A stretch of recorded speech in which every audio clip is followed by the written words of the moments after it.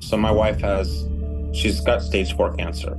Anytime you get a cancer diagnosis a second time, you're stage 4. Literally, we were on our honeymoon all over Italy in June. So you might want to get an MRI, and sure enough, there was a mass. I'm not doing our family any good, and I'm not doing our agency any good if I'm just sitting around and being that poor little old me. That's what I think a question all of us could ask. How can I kick ass in this business but also have a good personal life? It's not easy, but you've got to have that desire to do both. Take this time right now between Christmas and New Year's and make that plan for next year. Thank you guys for joining us. Let me pull my phone up and see who we got on here. Pete Villagomez. Anyone? Jimmy, do you know who he works with? I don't. Yeah, right. Here I am. What's up, man? How you doing? How's it going? Pretty good. We got Lee Beck. Oh, Leah Beck.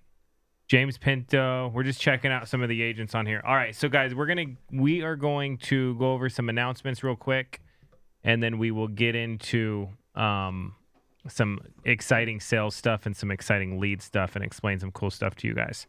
To start, we have, I think a lot of new agents are coming on and they don't know where they can get information. So if you guys can just do us a favor, I always like to think building an agency, how important communication is and making sure people know, like, yo, sign up for the notifications and follow us on Instagram and go to fflusa.com/connect.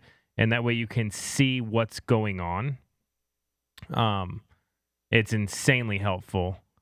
So any new agent you get on, like last night, I was flying back from Integrity's corporate office. I met 2 people on the plane, recruited both of them. One of them's coming in today. Nice. And I'm like, dude, he was in sales, and I'm like, dude, check out how this works. Like, you sell this. I was showing him IULs. I was like, you sell this IUL, and this is what you get paid, and this is what the customer gets.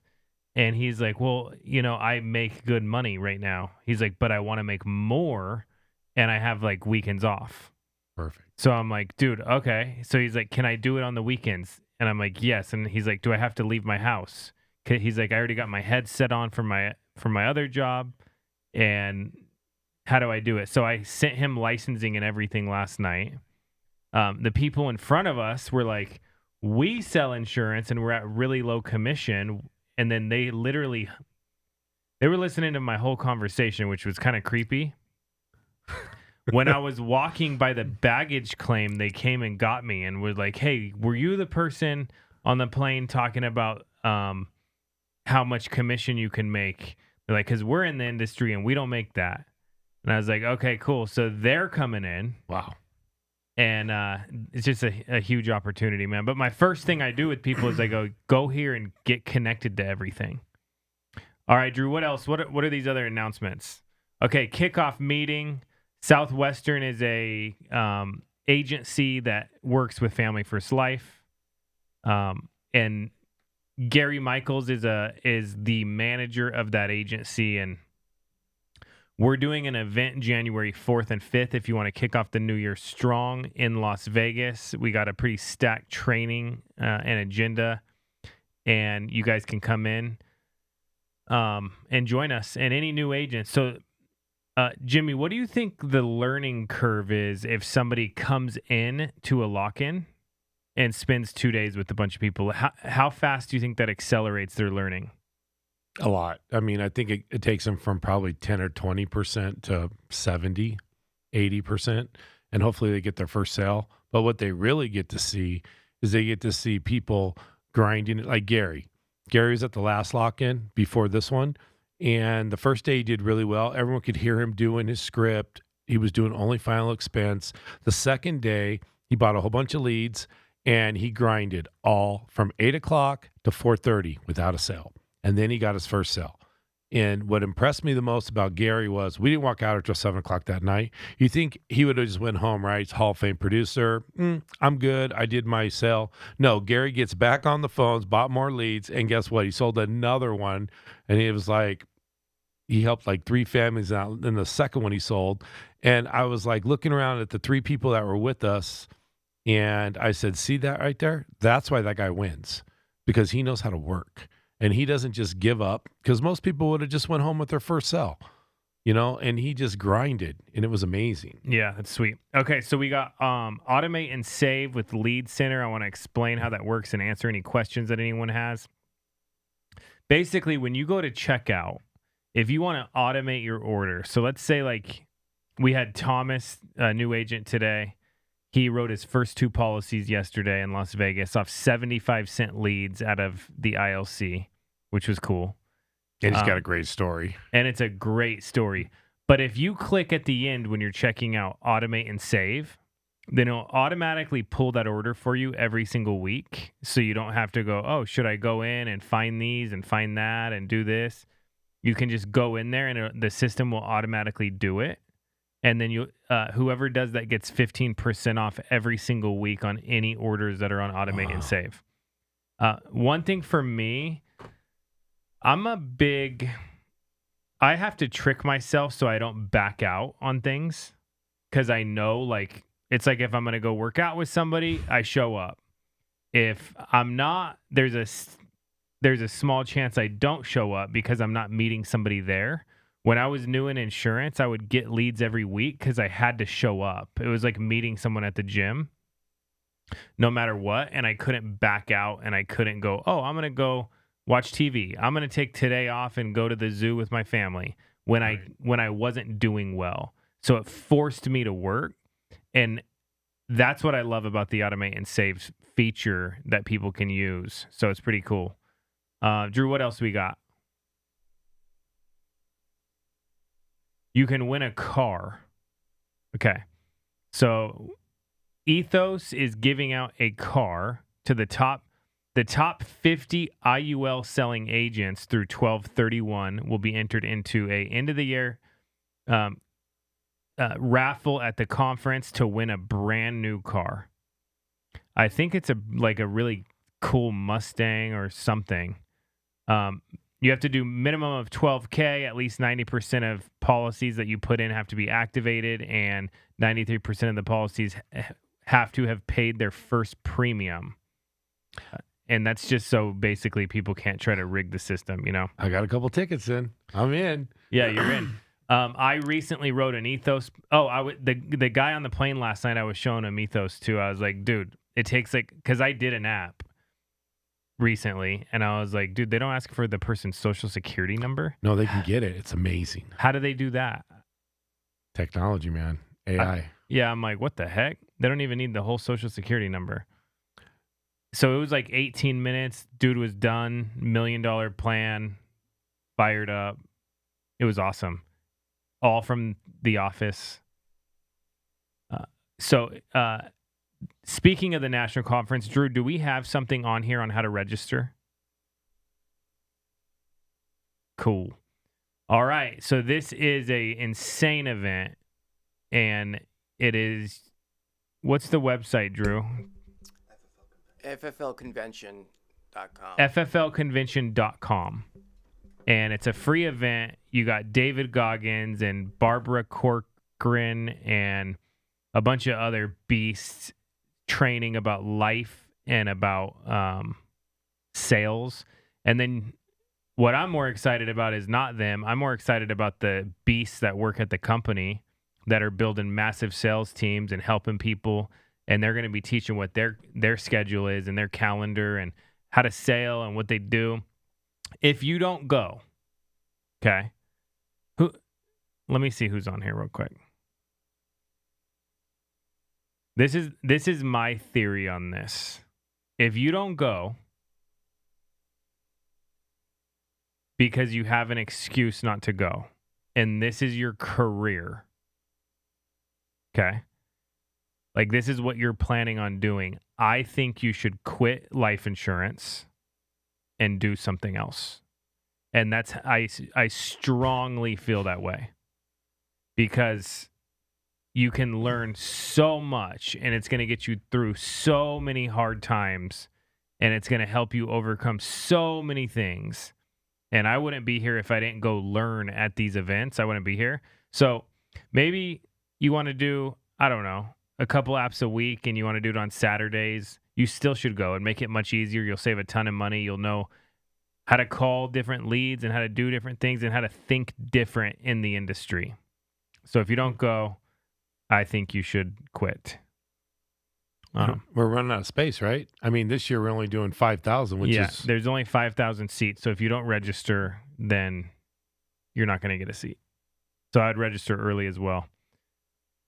All right, agency incentives. So they're giving out a ton of leads. So new agents contracted. Ooh, this is cool. So the new agents are ranked, and they can win up to $10,000 in lead ILC cash. And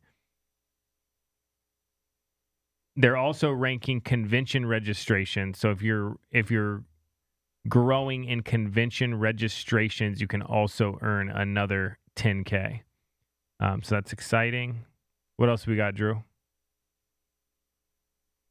It does not matter how slowly you go as long as you do not stop. I like that, because my career has been insanely slow and not exciting, but I didn't stop. It's a marathon. Yeah. And then one day you're like, whoa, look how far I've come, which is cool. Okay, so do we have Gary Michels on yet or no? No. He just texted me and said he's selling a policy. All right, so we are going to go over goals.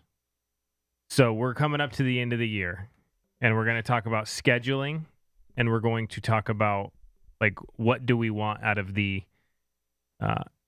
and we're going to talk about hiring, selling, and what do we want next year. So, Jimmy, do you do New Year's resolutions? Yes and no. What's yes and no mean? Well, yeah, and then sometimes they don't come true. But when I do it towards my job, yes. When I do it personal, probably not. Doesn't last very long.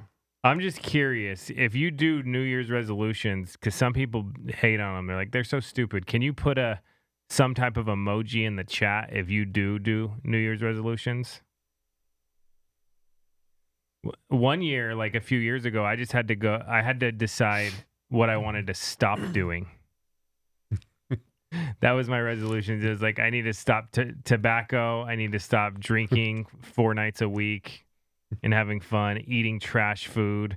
And then I was like, oh, shoot, I just stopped doing all these things, and look at all this improvement. Okay, so end of the year. There's a lot of people that get into insurance are not in the financial situation that they want to be in.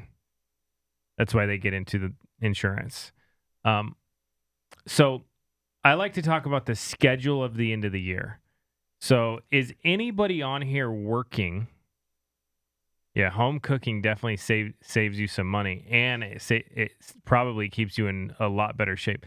Is anybody in here planning on working through the holidays? So you got Christmas, but you're planning on working that following week. And then you got New Year's, but you're planning on working through it to try to get ahead. Is anybody doing that? Ben is. Me. Yes. Pete is. Ethan is. So a lot of people.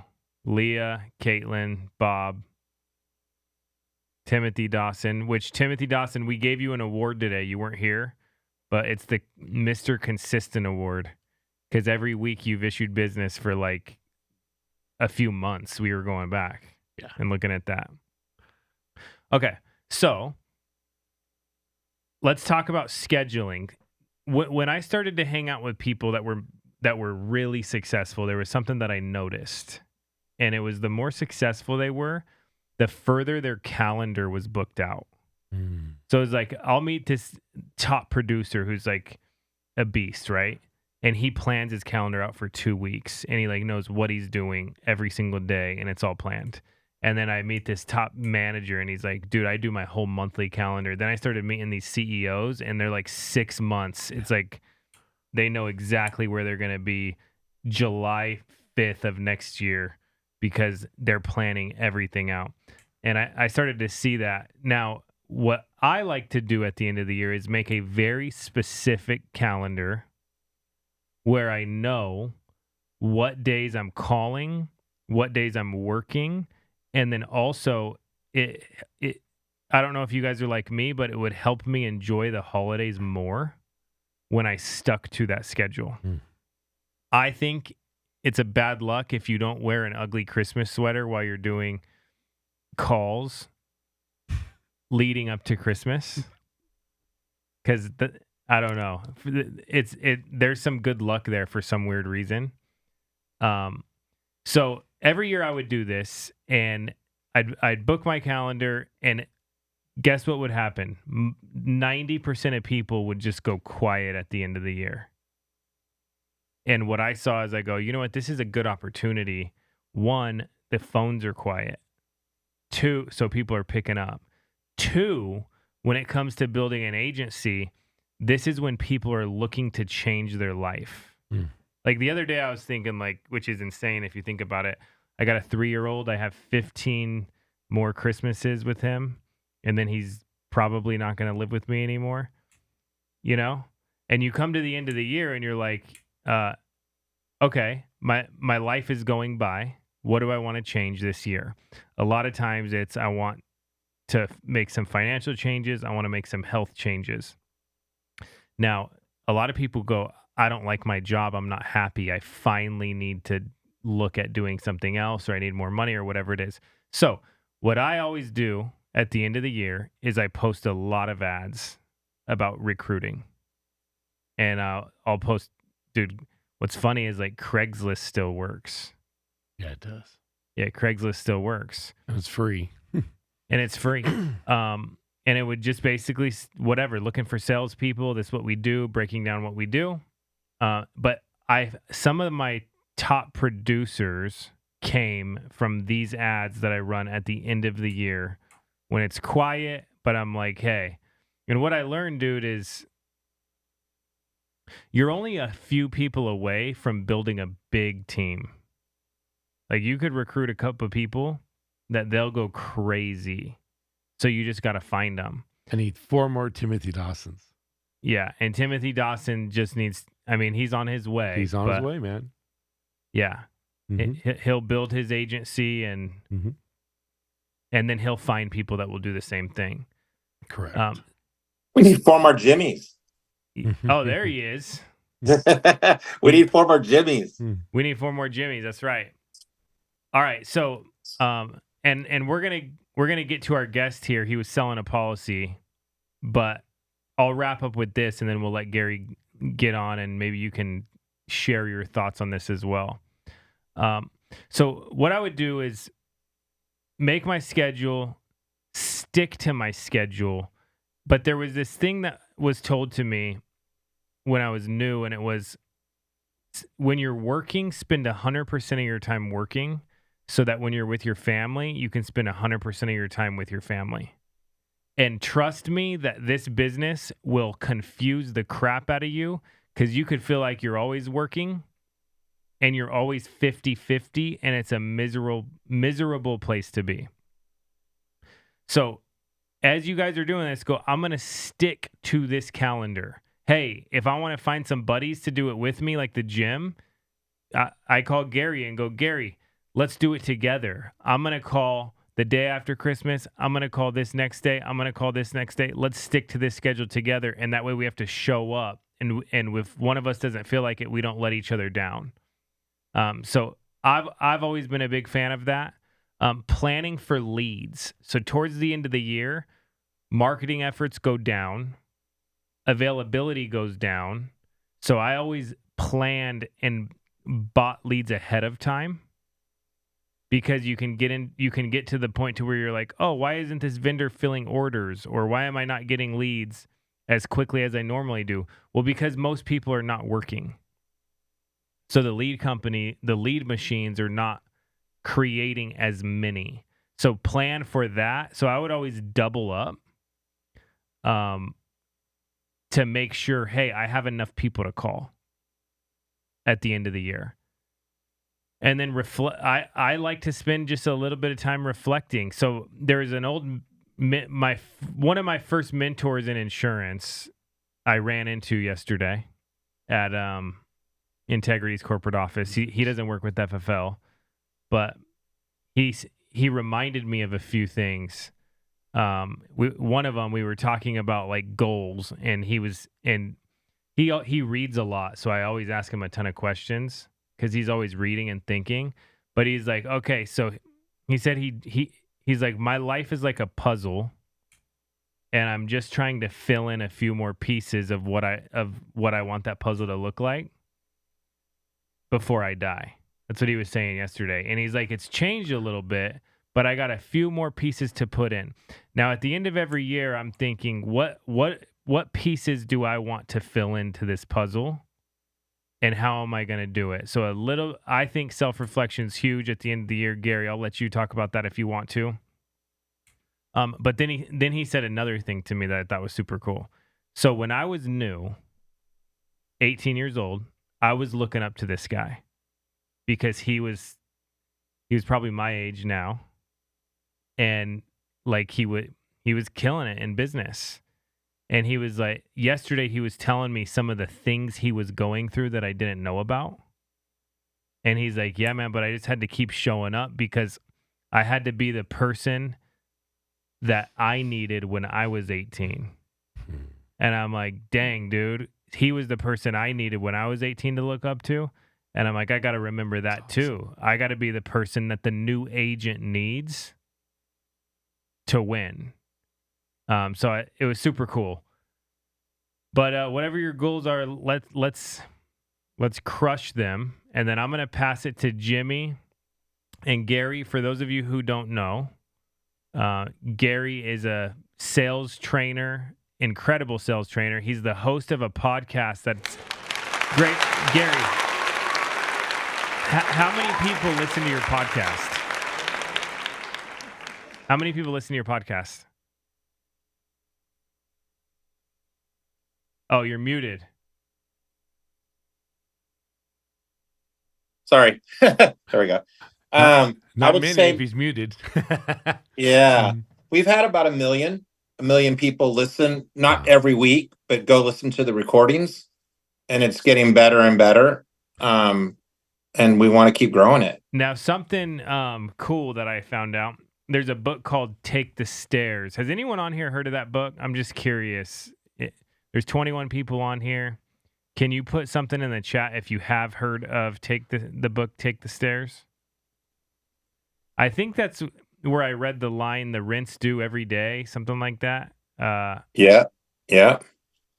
But The rent is due every day, okay, to keep living your life. It's not just due once a month. Yeah. The rent's due every day. Okay, if you haven't heard of this book, it's really freaking good. I read it a couple years ago. Now, the guy who wrote that book is one of your good friends, right? Yeah, business partner. We were business partners for a long time. And you guys have been involved in training how many salespeople? I think I know myself, and I'm sure Rory's done even more. I've affected about 1.6 million people. Yeah, so you guys are sales training machines. So you're going to be training on is it the 4th and 5th and 6th of January in Las Vegas? Yeah, 4th and 5th, and you're all welcome to come. We know from our agency we have 16 people flying in from around the country, and I know you got your team, Andrew, and Stephen Yees, and Trey said he's going to come up, so it'll be a party. Yeah, and then at the lock-in, you did some training, and you were talking about buffaloes, how they are the only animal that runs straight into the storm, right? Yeah, it's called the buffalo mentality. And the buffalo mentality says that the only herd animal in the world that goes into a storm is a buffalo. Cows and horses and sheep and all the other herd animals, they run away from a storm kind of like cowards and being scared. But the buffalo goes right into it. And why, And that's though? Because I Googled it, but I want to know what you say. Yeah, well, they get to the other side of the storm quicker, and really, it's for the feed. It's for the grass, and for the right after a rain. It's the most wholesome for them, and it's a natural instinct that they want to do that. And buffalo are also very thick skinned. If you think about it, man, their skin is very thick, and they go right into that. And that's what we need to be doing in our business. When there's challenges, we get right back on the phone. When someone gives us an objection, we answer it. If we have a bad day, we get back on it. I hadn't written anything. So I'm from those of you that don't know, I'm really trying hard to hit Hall of Fame. I hit it last year, and it's important to me, and I think all of you guys should have goals too. And this year I missed almost 2.5 months between my wife being sick. Some of you know this, and also the same year getting married and a long honeymoon. But to me, if you're going to build an agency, you have to lead from the front, and you have to kind of do it with no excuses. Like, I could say that, oh, I didn't hit Hall of Fame this year because I had all this stuff happen. Or I could say I'm going to hit Hall of Fame no matter frickin' what. And right now, Andrew, I'm like so close. I'm at like 387 or whatever. And by the way, guys, you're gonna hammer hit it it, out. yeah. Yeah. I know, but we leave on the 26th. We have a week vacation. I'm going to dial if I have to from my vacation. Okay, but I will hit it. I will hit it. But it's like your heart feels better and your head feels better when you set a goal And you and hit you it. do and well, even if you don't hit it though, that to the very last day you put the activity in and the mindset in to hit it. That's more important. That's more important. And so it's been like, you know, if you're planning a 3-day vacation, you're planning Christmas, like when you said you're going to work over Christmas. Some of you may have plans, but then you know what you should be doing this week? You should be working at 7 o'clock in the morning, 7:30 in the morning, working until 9 o'clock at night, because we have 16 hours in a day that you can work this, and you should be thinking through that.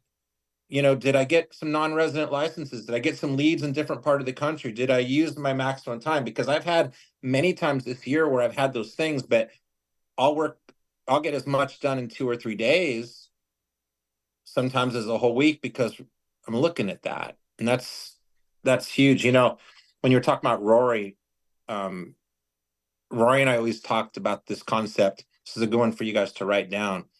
It's the pain of discipline is easier than the pain of regret.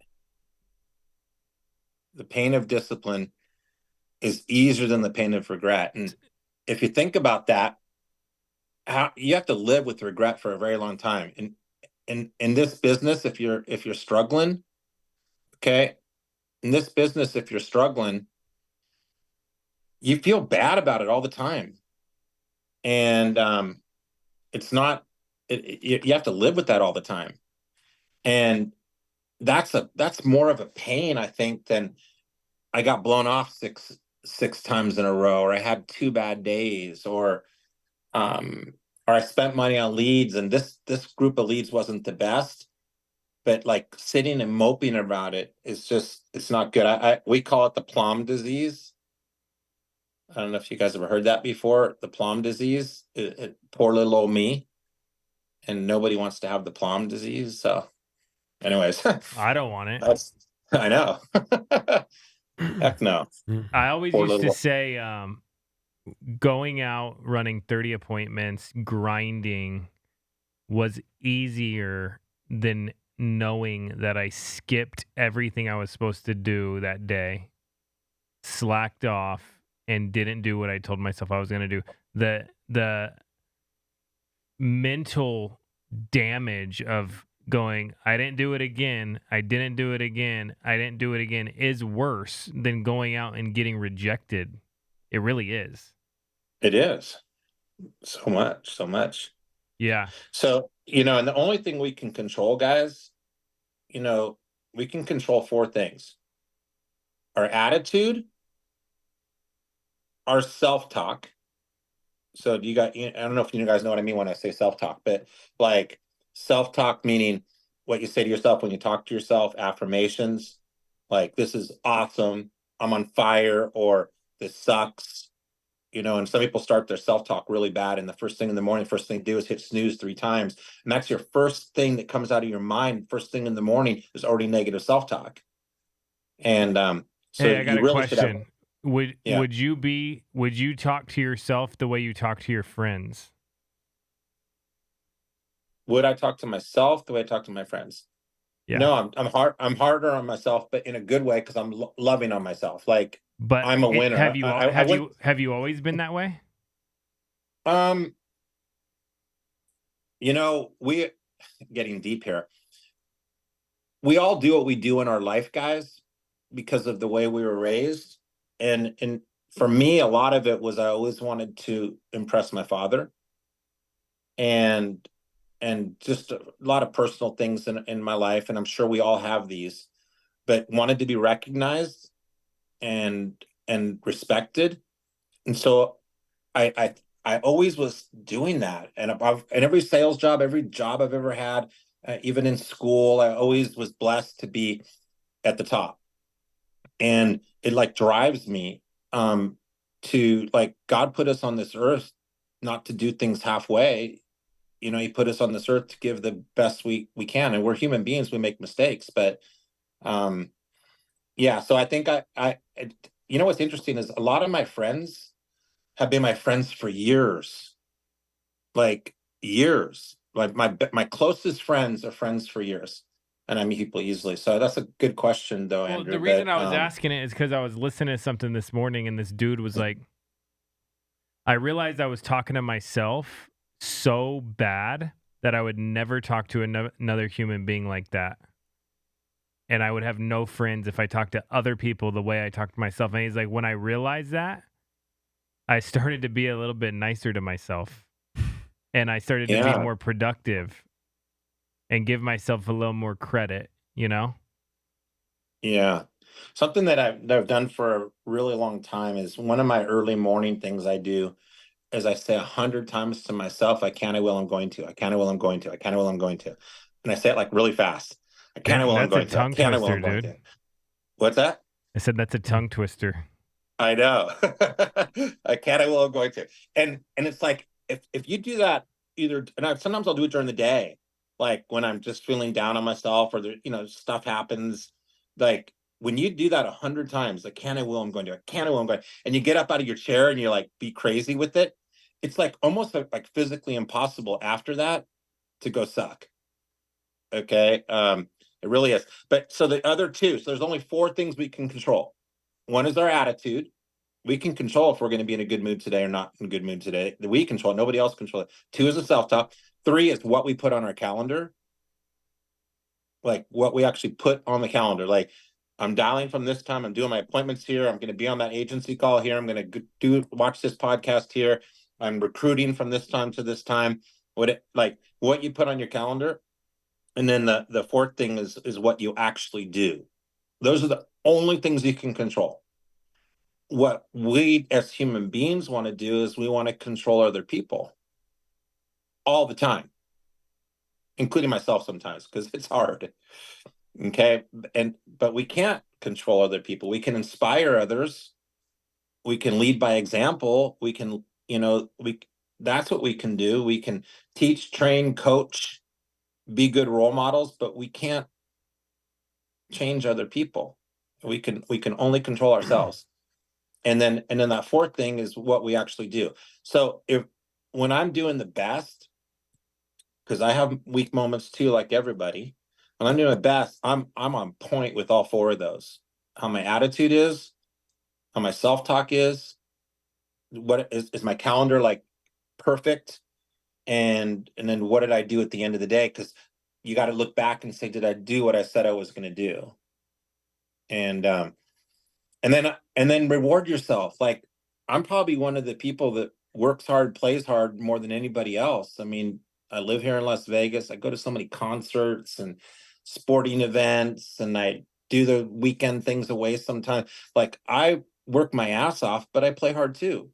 And Yeah. that's a way to, Now, one thing, and you don't have to talk about this if you don't want to, but you're going through something really crazy with your family and your wife that's I am. insanely hard on anybody. I know a lot of people are going through other crazy things, or they have, or they will. What do you do to focus on how are you getting through everything and being positive? It's not easy. So my wife has, and your prayers would be appreciated, guys. Not, you know, she's got stage 4 cancer, but it's good stage 4 cancer. And that anytime you get a cancer diagnosis a second time, you're stage 4. She's 56 years old. She's strong. Um, she's hard worker, everything, but she had breast cancer, and we thought we got it all a few years ago. And then literally we were on our honeymoon, all over Italy in June. And the very last day she started to feel a pain in her back. And she we thought it was just like a knot, and we went to therapy and did this and did that. And finally the orthopedic surgeon suggested that you might, since you had cancer in the past, you might want to get an MRI. And sure enough, there was a mass, and it turned our world upside down. I mean, literally the day we get, this is our first 6 months after we just got married.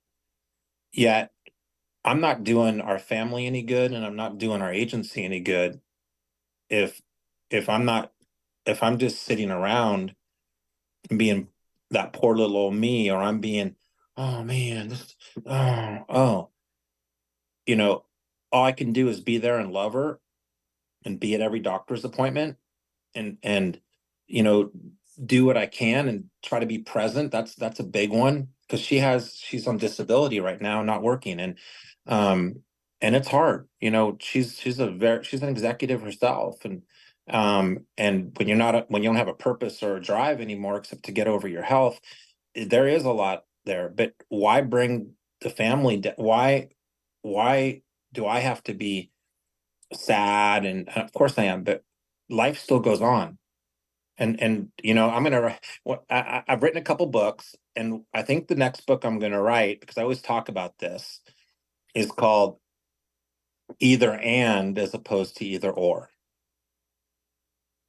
I think so often we tend to say, I'm either going to do this or that. And I think a better thing is to be, how can we do this and that? How can I be caring, loving, supportive, um, and also kick ass and hit Hall of Fame? How can I be caring, loving, supporting, kick ass, hit Hall of Fame, and be there for my daughter who just turned 16? How can I be caring, loving, and supporting, and continue to build our agency and make sure people are coming to national convention, and have my meetings with my people, and run our agency called Why Can't We Do Both? That's what I think a question all of us could ask. How can I kick ass in this business but also have a good personal life? Because I think you can. It's not easy. But you've got to have that desire to do both. And it's a constant drive of mine. So Yeah, man. Well, I respect you for what you're doing, and our prayers are with you guys and your family and your wife. But yeah, you still show up, and that says a lot about you, man. You show up, you still think about other people, you still try to help other people, and I'm looking forward to your training that you're doing here in Las Vegas. We got 2 days of incredible sales training. So yeah, we're gonna have some fun. We're gonna have some fun, and we're gonna dial and set appointments, and get a bunch of people in there, knowing that I'm not alone. We're all doing this together, and we're I all think doing this together. But that's right. You know what? Like, if you're on here, you're listening to him talk, and he's talking about midday having a bad day, and he's a Hall of Fame producer, and he's talking about midday saying, I will. What is it? I can, I will, I'm going to. Yeah. I can, I will, I'm going to. I can, I will, I'm going to. I'm going to try to say that 100 times. I don't think I can after this call. It's a tongue twister. Okay, I want to hear Jimmy say it. Come on. Let's go 10 times fast. 10 times fast. I don't think I can do it. I can, I will, I'm going to. I can, I will, I'm going to. I can, I will. Oh, you are getting tongue twisted. But you know what's weird? You know what's weird though is you were just talking about something, and it's like, we can lead a horse to water, but we can't force it to drink, right? I mean, we can only give people our best, tell them the best advice. We can share them with what we do. I was talking to my father last night, and I have a really good friend. He's in Alaska, and he's not doing really well. And he's very, very talented person. And I was talking to Stephen Yee the other day, and during the lock-in, and Stephen was like, "Yeah, I try to recruit my friends, but they said, oh, you didn't make enough money. You're not making enough money for me to be an insurance agent." And then it was, it was a fluke that you sold 20 grand. And then it was, oh, you're doing something illegal. And then it was, and to me, it was an excuse after an excuse after an excuse of why they don't want to change their comfortable life, right? And I was telling my father about my friend Ethan, and he's the same guy. I was like, "Hey, I'm doing insurance. You should try. Let's do this journey together." And no. And then now, you know what I mean? I got my first little bonus. I don't know what it is, but I popped 30 grand. I'm starting to sell regularly, helping a lot of families. It's really awesome. And now he's like, "Well, you're just so far into it now that there's no way I could catch you." And it's like, dude, you live in excuses. Like, stop the excuses. You know what I mean? It's like you don't know unless you try. And I get that people are just comfortable with what they do in life. And I'm just taking it back to, I can lead you to water, but I can't make you drink. Just like when we call a lead, they asked us for their help, and we can give them the best product in the world. But if they don't want it, you got to move on. You know what I mean? I have some agents that are still trying to get these people across the finish line that just, they can only get AIG no matter what they do. They don't fit the build chart. They don't fit a lot of things. So, Gary, what do you say to people that are worth your time, and then you just can't get them to drink? Or what do you do? Do you just keep trying? Do you move on? What would you do? I'm learning in that. God, what is it? I just had on my show, because on my podcast, a couple of you guys asked. It's called Let's Talk Legacy.com. Let's talk legacypod.com. And I had on my podcast a guy named, you guys should look him up. His name's Brandon Steiner. And he's kind of known, if anybody likes sports memorabilia and autographs and sports and all that, he's the grandfather of creating that whole industry. And he wrote a book. I'll show you guys. You gotta have balls. And it's badass. And I think I'm about halfway where I want to be, because I give too much to people when they don't deserve it. And it's a growth area, and getting better and better and better at it, Jimmy, of letting people know when they can have my time.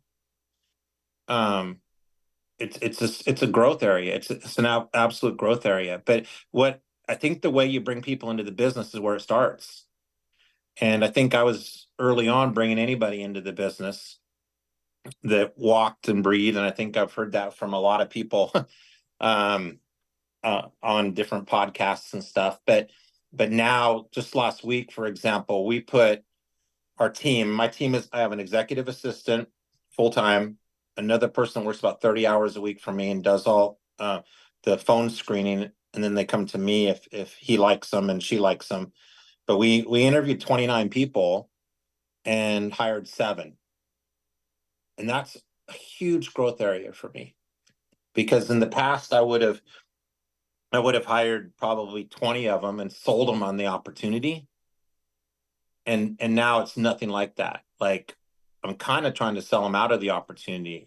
And here's what it's going to cost. Let them know all the expenses up front and what the investment is. And you're starting a business. This isn't a job, it's a business. And it's starting to turn. And that's I'm just learning that I got to not be afraid to say no. Yeah. And my tendency, I'm a fighter entertainer. If you guys have done the disc profiling system, or we call it Navigate in our company. and it's the 4 quadrants. There's the drivers, the friendly folks, the people that are never going to change the way they do things. They're set in their ways, and there's the detectives, the analyticals, and I'm the fighter entertainer. I'm the one that loves everybody and friendly, but I'm very driven. And what I'm learning, Jimmy, is that I also the other side I have to improve in those sides of the details and the no, I'm going to stick to it. Otherwise, the friendly personality is going to take everybody and help everybody, but then I can't grow my own business, and I'm not going to be able to serve. I can only spread myself so thin. I'm not going to be able to serve the amount of people I want to serve in our company, and where I want to spend my time is with the other leaders that can then serve their people.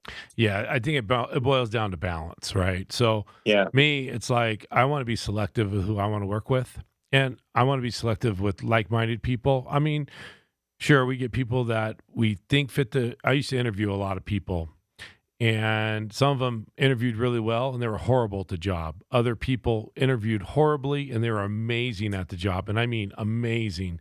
But we talk about balance, and we say a business should be ran in balance like a three-legged stool, and each leg represents a part of the business. So one leg is the business, one leg is the customer, and the other leg is the employee. So if you take one away, that stool is going to fall over, right? So you have to balance that. So you can't just favor the employees, because if they're pissing off the guests, then no one's going to come eat at your restaurant or buy stuff at your store. If you just favor the guests all the time, you give everything back, then you're just not making any money. And if you just go with what the corporate says, then you're going to get your employees mad at you and the guests mad at you. So you had to balance those three.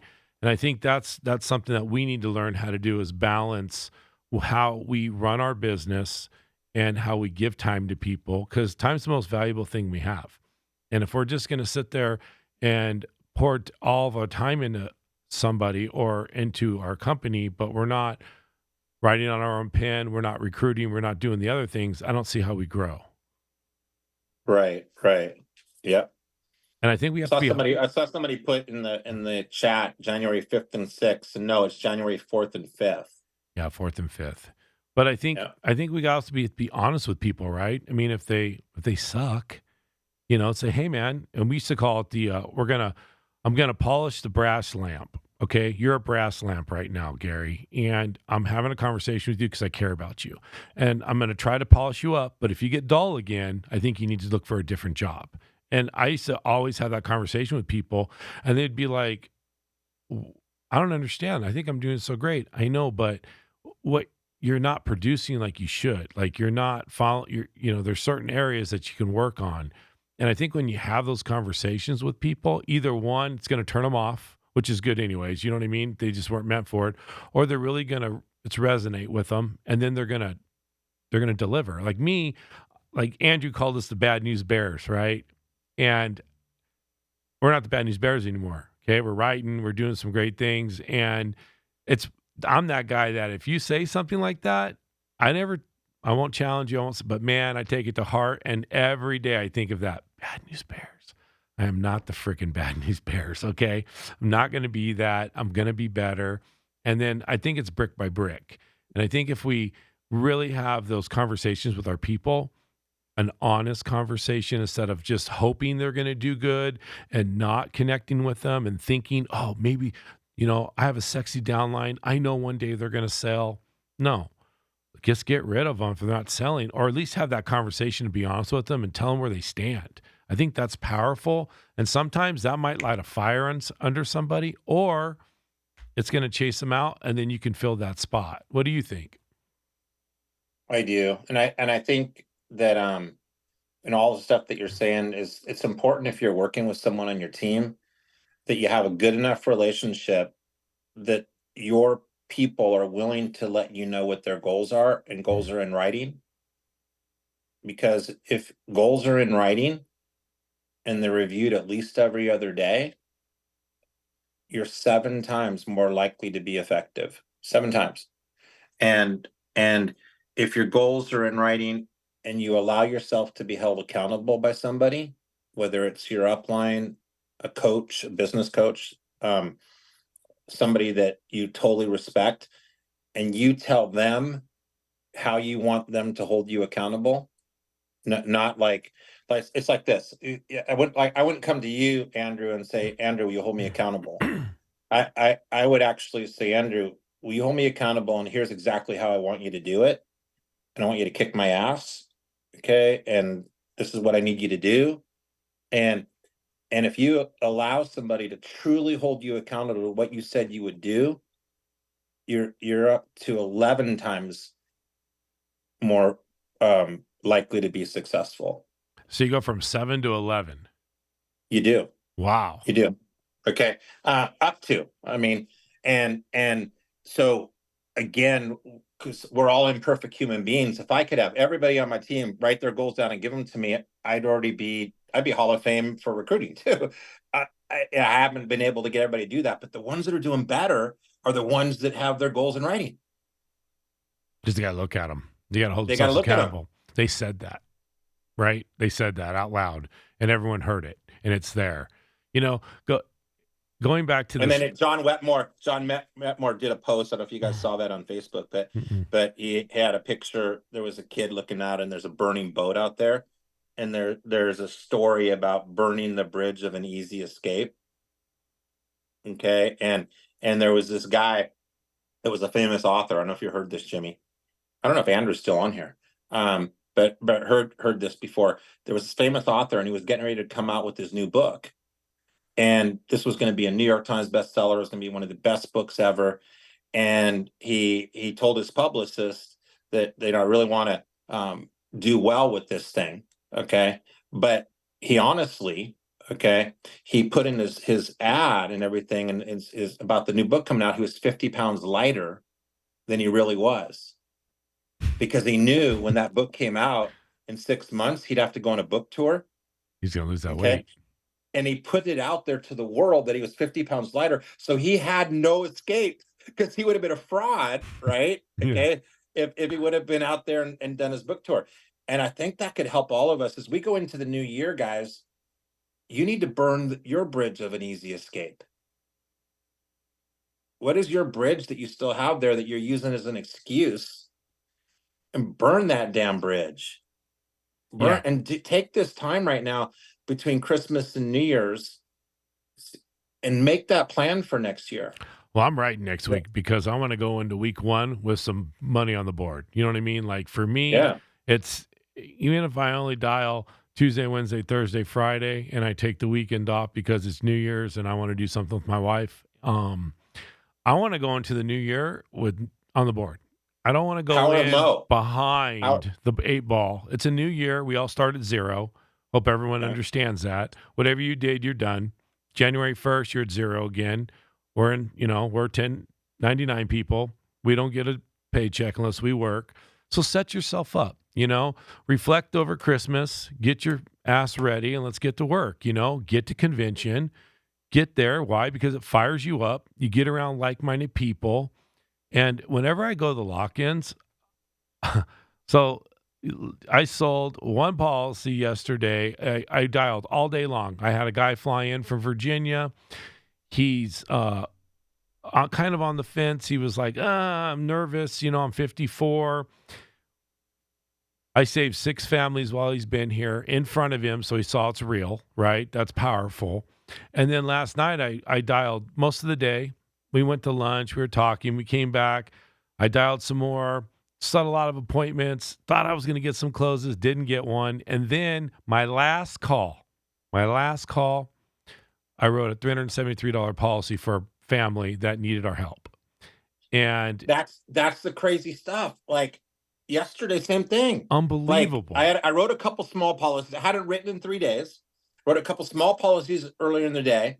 And then my last one, like 8 o'clock tonight, 8 o'clock at night, $4,800. Last one. Okay. And that's the whole idea of doing what you say you're going to do when you're going to do it. Keep dialing. And I'm going to tell you something. So when I did this before, my mind was, no one's going to buy during Christmas week, because I had 2 people say, I don't have the money, whatever. Well, this time I didn't buy. I asked Steven, I asked Alondra, I asked Nina, I asked Andrew, I asked everybody. And they all said they had their biggest months in December. And I'm like, okay, there's something to this. So I just, business as usual. I'm going for it. And I helped 11 families last week. And it's December, guys. There's no excuses. Okay. Again, back to there's no excuses. If you put in the time, you get the leads, you find the people, everything else falls into play. The people that are Absolutely. staring at their phone, that they're staring at their leads, they're him and hawing, those are the ones that they're not going to make in this business. You need to go somewhere to clock in and clock out to get a paycheck. If you don't have that drive, you're in the wrong business. And you have to understand those leads. There was a guy, he bought $75 worth of, $100 worth of 70-cent leads at the lock-in. His name is Thomas. And I think it's Fernandez, his last name. He sold 2 policies out of those 75-cent leads yesterday. 2. Sweet. Think about that. They're 2 years old. That means nobody got to those people. He decided he needed more leads to dial because we're in the lock-in all day. He bought the cheapest ones that was affordable for him. And he got his money back tenfold. I think he sold $839 on that $75 that most people look at those leads and say, nah, I'm too good for those. Those ain't going to work. And he bought them and sold them. It's crazy. Can I, I've got to hop off here. I've got another meeting in a bit. Just, can I leave one last thing, Jamie? Absolutely. To all of you guys still on here, and that's pretty awesome that 21 of you stayed on till the end. There's this concept called LODI, and you should write this one down. LODI stands for Law of Diminishing Intent. And what that means is the further away you get from the action, the less likely it is you'll act on it. And I'm hoping, and I'm sure you are too, Jimmy and Andrew, that some of the things we talked about today, maybe one thing inspired you. But if you don't put it on your in a note on your calendar or on your notes, whatever, and you don't, as soon as we get off the phone or the call today, do something to act on it, whether you're already going to start acting on it or you're putting on your calendar like later today or tomorrow or the next day to act on it, because what doesn't get calendared doesn't get done. It's almost like you're not taking a lot from this call. And there's so many calls at Family First Life that we could do. And there's a thing that we call IPA. And IPA stands for income producing activities. And I'll leave you guys with this, that we need to be spending 70, it's law of diminishing intent, but we need to be spending 70% of our working hours that we're working here. And hopefully you're working 30, 40 hours a week around what you're currently already doing. But 70% of your working hours should be IPA. And that's not a beer. IPA is income producing activities. And there's only 2 income producing activities in what we do. One is prospecting for business and the other is presenting. Prospecting for new agents and the other is interviewing. Prospecting for clients, dialing, door knocking, whatever you're doing, and then doing a presentation. 70% if you want to grow in this. IPA is income producing activities. So you might be working, you might be watching a million videos, you might be coming on this podcast and that podcast, but if you're not putting 70% activity in, you're never going to hit your numbers. You're never going to be happy here, and eventually you'll leave. So there's so many numbers out there. Cody Askin said, that 8% of people will make it after 3 years. The other day I heard on the podcast that Trey was talking about, I think 13% will make it after 3 years. Like, guys, you want to be in that top 8% or top 13%. So these good nuggets that you get from all the people that are much better than I am in this business, IPA, 70%. And don't wait, law of diminishing intent. So hopefully I'll see you guys January 4th and 5th. I live in Henderson. I live here in Vegas. So I'll be there, of course, with my team. And if not, I'll see you guys at convention. And have a Merry Christmas, everybody. Thank you, Gary. Thank you so much. You have a wonderful day, sir. And I wish the best for your wife and your family. Thank you, my friend. You have bet. a good one. All right. Say goodbye to Andrew. I will. Okay? Andrew, All right, goodbye. take care. Everybody, I hope you have a Merry Christmas. Again, reflect on your year. Let's make a better year next year. Set yourselves up with your schedule, make a plan, and let's get to it. I'll see you guys on the other side.